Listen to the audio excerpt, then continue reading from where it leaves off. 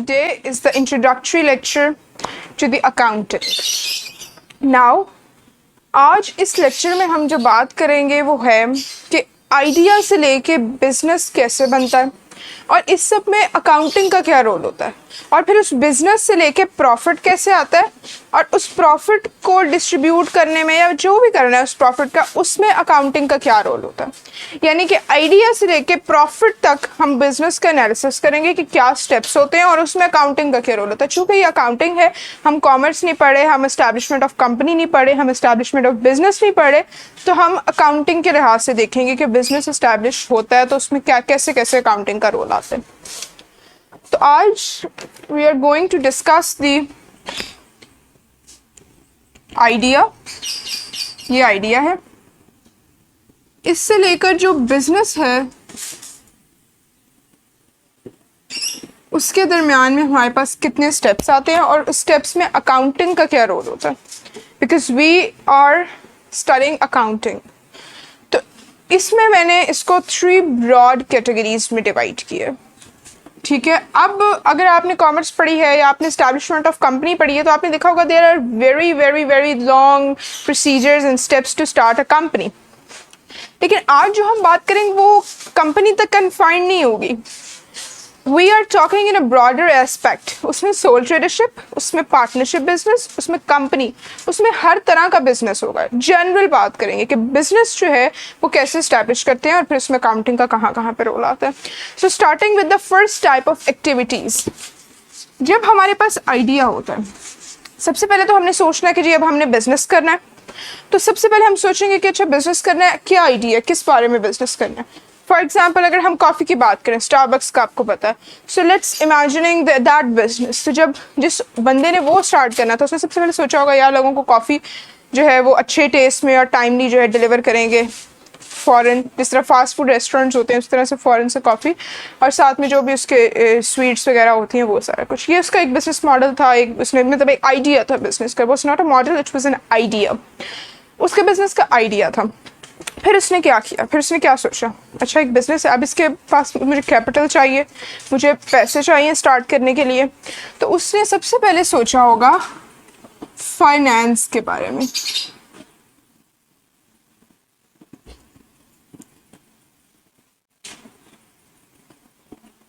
Finance इकट्ठा करने को हम बिजनेस में या अकाउंटिंग में कहते हैं फाइनेंसिंग एक्टिविटीज़। यानी कि फाइनेंस इकट्ठा करने की जो एक्टिविटीज़ होती हैं उसको कहते हैं फाइनेंसिंग एक्टिविटीज़। फाइनेंसिंग एक्टिविटीज़ 2 तरह की होती हैं। First is owners contribution. I am giving it a happy face. Now what is owners contribution? Owners contribution का मतलब है कैपिटल, यानी कि वो पैसे जो ओनर बिजनेस में लगाता है बिजनेस को स्टार्ट करने के लिए या बिजनेस को एक्सपैंड करने के लिए, उसको कहते हैं capital. The funds provided by the owner to the business. मैंने आइडिया सोचा है, मैं बिजनेस में जो है वो 2 लाख लगा रही हूँ, एक शॉप वगैरह मैंने ली उस कंपनी बनाने के लिए कि मैं जो है इसमें कॉफ़ी बेचूंगी। ठीक है, ये Now I am the owner, I am providing the funds, so this is my contribution. लेकिन मुझे लगा 2 लाख तो काफ़ी नहीं है। If I have to make a company, तो मुझे ज़्यादा पैसों की ज़रूरत है। तो मैं क्या करूँगी, मैं बाहर से इन्वेस्टर्स को जो है वो अट्रैक्ट करूँगी, बाहर से लोगों को जो है वो अट्रैक्ट करूँगी कि वो मेरे बिजनेस में इन्वेस्ट करें। That is outsiders contribution. Outsiders contribution. Now I'm giving it a sad face. Now why capitals or owners contribution is happy face and this is a sad face? Her time business में जो loan लेना है वो कोई गलत बात नहीं होती है। ऐसे नहीं कि जब भी आप बिजनेस में लोन वगैरह लेते हो तो ये बहुत बुरी बात है। हो सकता है बिजनेस को जरूरत है और आपने आप बिजनेस को एक्सपैंड करना है, it is a good thing. लेकिन फ़र्क क्या है, जब ओनर बिजनेस में कंट्रीब्यूट करता है तो बिजनेस को बेनिफिट होता है, साथ ही साथ ओनर को भी बेनिफिट होता है, दोनों तरफ बेनिफिट होता है। लेकिन जब आप लोन लेते हैं या डेट्स लेते हैं, जब आप लोन लेते हैं या डेट्स लेते हैं, जब आप बाहर के लोगों से पैसे लेते हैं तो बिजनेस को तो बेनिफिट होता है, लेकिन साथ ही साथ एक लायबिलिटी भी क्रिएट हो जाती है। Now what is liability? Liability कहते हैं बिजनेस के ऊपर जो कर्जा होता है, सिंपली बिजनेस के ऊपर जो कर्जा होता है उसको कहते हैं लाइबिलिटी, ठीक है, यानी वो पैसे which you are liable to pay to other people. Debt कर्जा, लायबल टू पे कर्जा, यानी कि ये लाइबिलिटी होती है। तो जब आप बाहर से लोन लेते हैं उसमें बिजनेस को तो बेनिफिट होता है क्योंकि बिजनेस के पास पैसे आते हैं, लेकिन साथ ही साथ एक लाइबिलिटी भी क्रिएट हो जाती है। लेकिन जब ओनर कंट्रीब्यूट करता है तो बिजनेस को फ़ायदा भी होता है और ओनर को भी फ़ायदा होता है, उसको प्रॉफिट मिलता है, डिफरेंट थिंग्स। हमारे पास कैपिटल आ गया, इसके बाद हम क्या सोचेंगे, अब हमें क्या करना है? Obviously we have to invest that capital. Capital invest करके हम क्या करते हैं? हम एसेट्स परचेज करते हैं। एसेट्स परचेज करते हैं मतलब हम लैंड लेंगे, बिल्डिंग लेंगे, मशीनरी, प्लांट, रॉ मटेरियल और anything which we need, furniture और डिलीवरी कार और anything, that is our assets. तो हम वो कब लेते हैं? फाइनेंस इकट्ठा करने के बाद, which we call as investing activities. Investing activities. Investing activities में हम क्या करते हैं? एसेट्स परचेज करते हैं।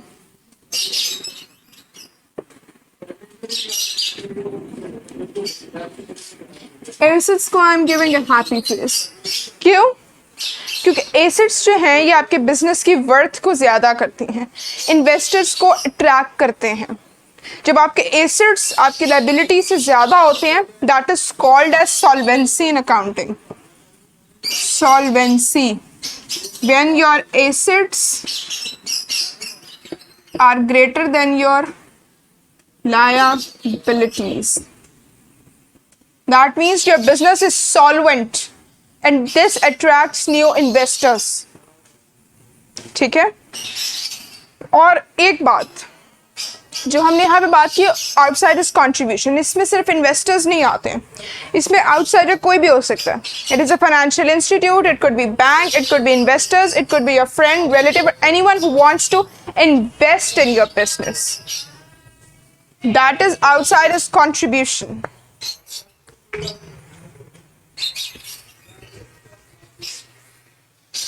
Now, what are assets? Assets होते क्या है? हर वो चीज जो आपको बिजनेस में बेनिफिट करे, that is your asset. Number one, benefit in future. क्या हर वो चीज जो आपको फ्यूचर में बेनिफिट करे आपका एसेट है? No. One point, adding here one point more, that is owned by the business.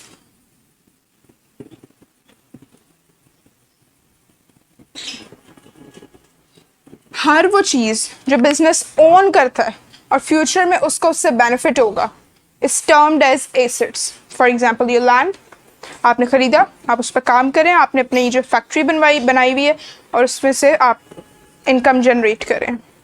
Land को ओन करते हैं, आप उससे बेनिफिट हासिल करें, दैट इज योर एसेट। जो मशीनरी जिससे आप बना रहे हैं आप ओन करते हैं, आपको बेनिफिट करिए, that is your asset. Furniture आप ओन करते हैं, आप उससे यूज करें, बेनिफिट ले रहे हैं, that is your asset. So anything which is owned by the business and is expected to benefit in future is known as assets. Now, after investing that money, what comes in? Business start हो गया, आपने assets खरीद लिए. Then there comes the operating activities.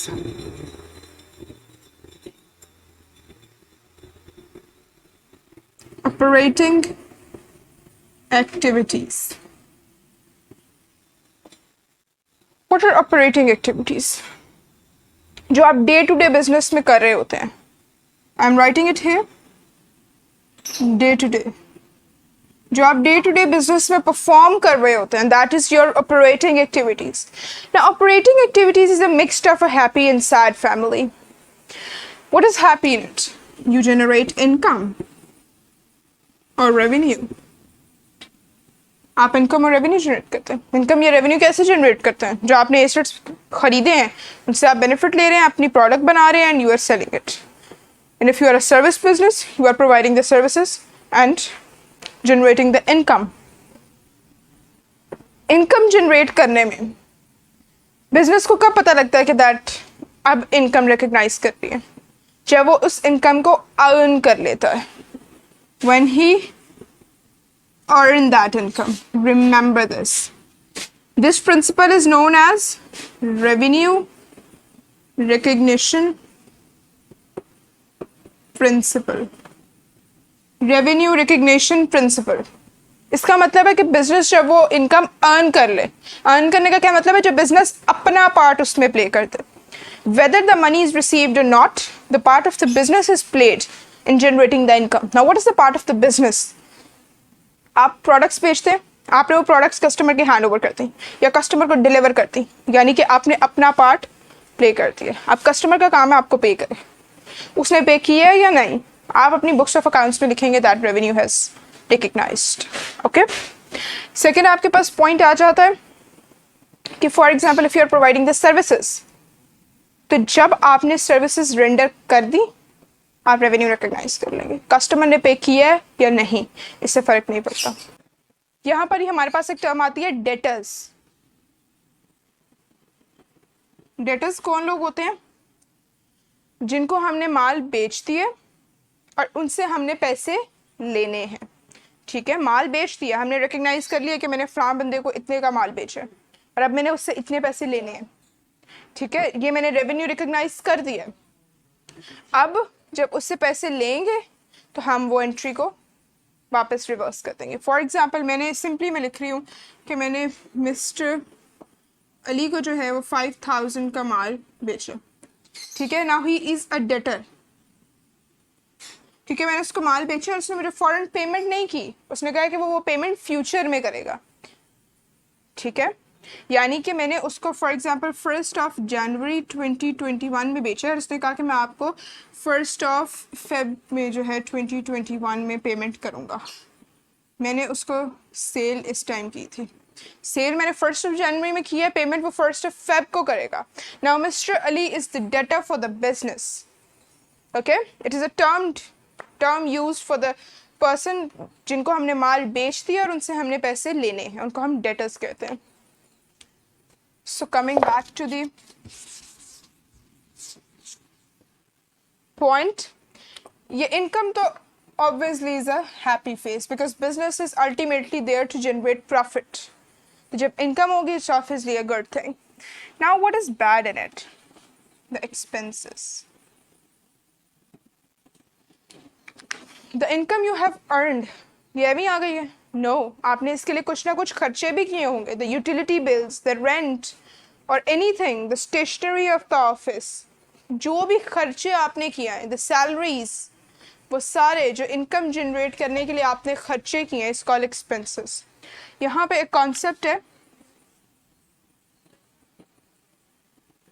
Matching concept. Now what does matching concept says? सिर्फ जिस साल की या जिस टाइम पीरियड की आप इनकम देख रहे हैं उसी टाइम पीरियड के आप एक्सपेंसेस भी देखेंगे। अगर मैं देख रही हूँ कि मैंने 2021 में कितनी इनकम की थी, कितनी इनकम कमाई है, for example it is ₹1 lakh. Okay, तो जो एक्सपेंसेस मैं देखूंगी, ये इनकम है, अगर मैं एक्सपेंसेस देखूंगी तो मैं सिर्फ 2021 के देखूंगी, मैं 2020 के नहीं देखूंगी, मैं 2022 के नहीं देखूंगी, मैं किसी साल के एक्सपेंसेस नहीं देखूंगी, सिर्फ उसी साल के जिस साल की मैं इनकम देख रही हूँ। This is called matching concept, to match the expenses with the revenue. उसी टाइम पीरियड के एक्सपेंसेस और रेवेन्यू को आप मैच करते हैं। ठीक है, if you in order to calculate the profit, आप एक ही साल के या साल है या 6 महीने 3 महीने, लेकिन जो टाइम पीरियड है अगर उसकी इनकम देख रहे हैं तो उसी के एक्सपेंसेस को देखेंगे। That is simple concept is matching concept and I think that's obvious too. 2022 के एक्सपेंसेस भी जो हैं वो 2021 में तो हम नहीं देखेंगे ऑब्वियसली, तो हम दिस इज ऑब्वियस कि हम जिस साल की इनकम देख रहे हैं उसी साल के एक्सपेंसेस को भी देखेंगे। नाउ अगर हम इनकम और एक्सपेंसेस का डिफरेंस लें तो हमारे पास आता है प्रॉफिट। जब हम इनकम को माइनस करते हैं, सॉरी एक्सपेंसेस को माइनस करते हैं इनकम में से, we led to the profit. Sometime we can led to the loss as well. कभी कभी हमें प्रॉफिट होता है, कभी लॉस भी हो जाता है बिजनेस में। प्रॉफिट कैसे कैलकुलेट करते हैं? एक्सपेंसेस को इनकम में से माइनस करके। अब प्रॉफिट का क्या होता है? प्रॉफिट आ गया, बिजनेस खत्म, बात खत्म। यू थिंक लाइक दैट कि बिजनेस में प्रॉफिट हो गया और अब बस बात खत्म? No, it's not the end. जब हमारे पास प्रॉफिट आता है तो हमारे पास साथ ही साथ दो रास्ते भी होते हैं। या तो हम इसको बिजनेस के अंदर रख लें और बिजनेस को एक्सपैंड करें, या फिर हम इसको बिजनेस से विड्रॉ कर लें और इसको यूज़ कर लें। अगर तो सोल ट्रेडरशिप और पार्टनरशिप है तो हम टर्म यूज़ करेंगे कैपिटल। ये मतलब है कि हमने कैपिटल को इंक्रीज कर दिया। And if it's a company तो इसमें हम कहते हैं retained earnings. Retained earning term use होती है कंपनीज के लिए, कैपिटल यूज होता है soul tradership and partnership businesses के लिए। और ये दोनों टर्म्स यूज होती हैं जब हमने प्रॉफिट को बिजनेस के अंदर रखना होता है, उसको एक्सपैंड करने के लिए। ठीक है, ये किसी भी वजह से, लेकिन रिजर्व के तौर पे भी अगर रखा है, प्रॉफिट अगर बिजनेस के अंदर ही रह रहा है, हम डिस्ट्रीब्यूट नहीं कर रहे ओनर्स में, तो ये दोनों टर्म्स यूज होती हैं। Now for the case of sole tradership and partnership हम कहेंगे दैट अगर ओनर्स चाहते हैं कि जी प्रॉफिट को बिजनेस में से निकाल लिया जाए तो they are termed as drawings. ठीक है, and if it's a company तो इसको हम कहेंगे कि डिविडेंड इशू करती है कंपनी ने। यानी कि वो जो डिविडेंड का मतलब होता है जो शेयर्स लोगों ने खरीदे होते हैं, the owner of the companies, owner के कंपनी के जो ओनर्स होते हैं उन्होंने शेयर के थ्रू कंपनी में इन्वेस्टमेंट किया होता है और उस शेयर पे जो उनको रिटर्न मिलता है उसको कहते हैं डिविडेंड।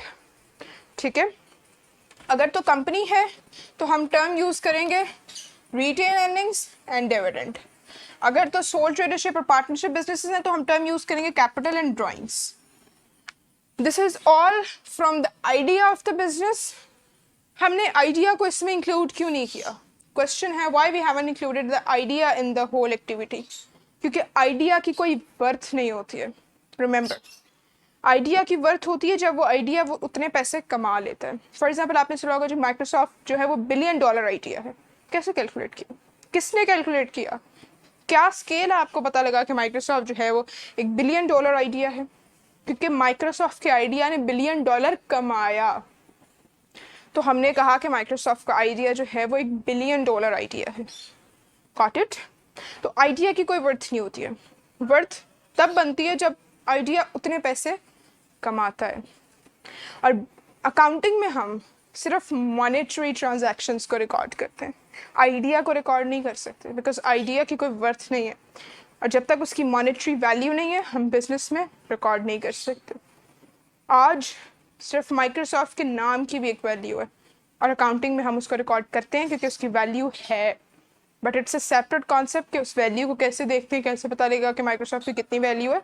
ये एडवांस कॉन्सेप्ट है, लेकिन आज माइक्रोसॉफ्ट को एज इन उसकी गुडविल अकाउंटिंग में रिकॉर्ड करते हैं। लेकिन जब स्टार्ट हुआ बिजनेस का आइडिया, उसकी कोई वैल्यू नहीं है। यहाँ पे मैं उस कॉन्सेप्ट को लिख देती हूँ down here, that is money measurement concept. Money measurement concept. Money measurement concept का मतलब है अकाउंटिंग में सिर्फ वो चीज़ें रिकॉर्ड होंगी जो मॉनेटरी एस्पेक्ट में है, जिनको हम मनी के फॉर्म में देख सकते हैं या मनी के फॉर्म में कैलकुलेट कर सकते हैं। ठीक है, now concluding all the steps, सबसे पहले हमारे पास आइडिया था, then we come to financing activities. हमने फाइनेंस कैसे कंपनी का हासिल किया? दो तरह के हैं, owners contribution and outsiders contribution. Owners contribution से जिसके ज़रिए से जो फाइनेंस हम लेते हैं इसको कहते हैं इक्विटी फाइनेंसिंग। Equity financing. और वो पैसे जो हम आउटसाइडर्स के थ्रू कंपनी या बिजनेस में लेकर आते हैं, that is called debt financing. Got it? इसके बाद हम आ जाते हैं इन्वेस्टिंग एक्टिविटीज़ में, यानी कि अब हमने जो फाइनेंस हमारे पास आया है हमने इसको इन्वेस्ट कैसे करना है, कहाँ पर इन्वेस्ट करना है, कौन कौन से एसेट्स खरीदते हैं। उसमें हमने देखा कि एसेट क्या होता है, कैसे पता लगता है कि ये एक एसेट है, लाइबिलिटी नहीं है। एसेट वो चीज़ें जो आपको फ्यूचर में बेनिफिट करेंगी और बिजनेस उनको ओन करता है, ये दोनों पॉइंट्स जरूरी है, तो इट इज़ एन एसेट। अब एसेट्स की बहुत सारी टाइप्स हैं, बट इट्स सेपरेट ब्रॉड जो कॉन्सेप्ट है, ठीक है। Then we come to operating activities. Operating activities में क्या होता है कि ये बिजनेस की डे टू डे एक्टिविटीज़ होती हैं। बिजनेस जो खर्चे कर रहा है, जो इनकम आ रही है, जो पैसे जा रहे हैं, जो पैसे आ रहे हैं, जो टोटल कैश फ्लो हो रहा है, दैट इज ऑपरेटिंग एक्टिविटीज़। इसमें हमारे पास दो तरह की ब्रॉड एक्टिविटीज़ है। वन इज इनकम और revenue and the second is expenses. इसमें हमने दो कॉन्सेप्ट्स को डिस्कस किया, revenue recognition principle and matching concept. Revenue recognition का प्रिंसिपल का मतलब है कि जब बिजनेस अपना पार्ट प्ले कर देगा इन रेवेन्यू तो हम रिकग्नाइज कर लेंगे। सेल करने में जब वो अपना पार्ट प्ले करते हैं, अपना पार्ट क्या है? अगर प्रोडक्ट का बिजनेस है तो प्रोडक्ट डिलीवर करना, अगर सर्विसेज का बिजनेस है तो सर्विसेज प्रोवाइड करना। उसके बाद हमारे पास आ जाता है मैचिंग कॉन्सेप्ट। मैचिंग कॉन्सेप्ट का मतलब है कि जिस साल के रेवेन्यू को हम देख रहे हैं उसी साल के एक्सपेंसेस को हम देखेंगे। उसके बाद हमने कहा कि इन दोनों के डिफरेंस को आ जाता है हमारे पास प्रॉफिट। ये प्रॉफिट के अगर लॉस हो रहा है तो ये सब नहीं होगा, ये सिर्फ प्रॉफिट के लिए। प्रॉफिट के बाद हमारे पास दो रास्ते होते हैं, या तो बिजनेस में रहे या तो हम उसको विदड्रॉ करवा लें। अगर तो हम कह रहे हैं बिजनेस में रहेगा, अगर तो हम कह रहे हैं कि बिजनेस में रहेगा तो it is termed as retained earning in the case of a company and in case of a sole tradership and partnership business वो कैपिटल है। और अगर विड्रॉ करवाने का सोचा है कि प्रॉफिट को कंपनी या बिजनेस में से बाहर निकाल लें तो in case of sole tradership and partnership it is drawing and in case of a company it is a dividend. तो ये होल हमने पिक्चर ड्रॉ कर ली है 3 स्टेप्स की कि एक आइडिया से लेके प्रॉफिट डिस्ट्रीब्यूशन तक बिजनेस क्या क्या एक्टिविटीज़ परफॉर्म करते हैं और अकाउंटिंग में उसको किस तरह से देखते हैं। Thank you.